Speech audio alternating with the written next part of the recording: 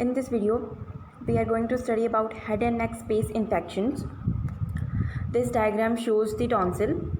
Tonsil has a fibrous capsule and the largest crypt in the tonsil is known as crypta magna, and other crypts are primary crypts which further divides and forms the secondary crypts. This diagram shows various spaces in the neck region. This area shows the pharyngeal wall. From outside to inside, it has buccopharyngeal fascia, superior constrictor muscle, and pharyngobasilar fascia. This is the tonsil, and the space between the superior constrictor muscle and tonsil is known as peritonsillar space. This space is parapharyngeal space.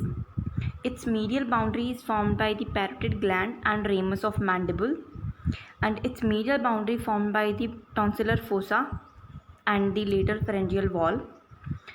This parapharyngeal space has styloid apparatus, that is styloid process with its muscles.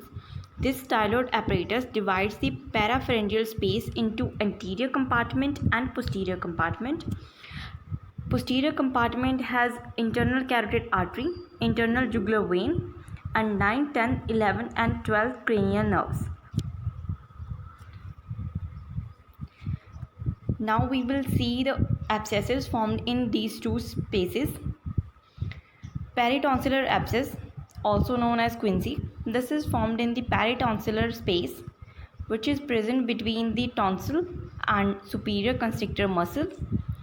Most common organisms responsible for peritonsillar abscess are Streptococcus pyogenes, Staphylococcus aureus, or anaerobic organisms. Clinical features of peritonsillar abscess are adenophagia, that is pain on swallowing, enlarged tonsils, hot potato voice. It is characteristic voice of peritonsillar abscess. There is foul breath due to sepsis in the oral cavity, and there is present ipsilateral ear ache. Treatment of quinsy: if there is only peritonsillitis, then we hospitalize the patient. We provide IV fluid to correct dehydration.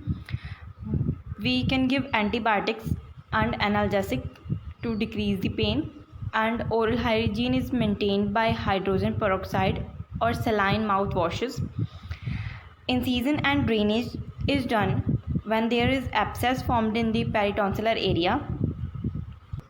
We can also go for tonsillectomy. It can be interval tonsillectomy or hot tonsillectomy. Interval tonsillectomy is performed after 6 weeks of onset of quinsy, and hot tonsillectomy is immediately performed, but it has disadvantage that it can cause lot of bleeding. So as we discussed, this space is parapharyngeal space, and abscess formed in this space is known as parapharyngeal abscess.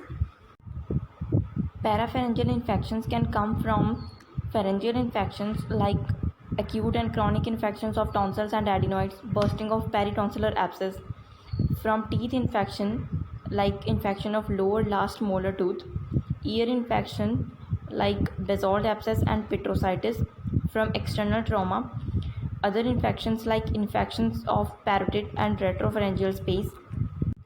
Infection of anterior compartment of parapharyngeal space has triad of symptoms, which are prolapse of tonsil and tonsillar fossa, prismus, which is due to spasm of medial pterygoid muscle, and there is external swelling behind the angle of jaw.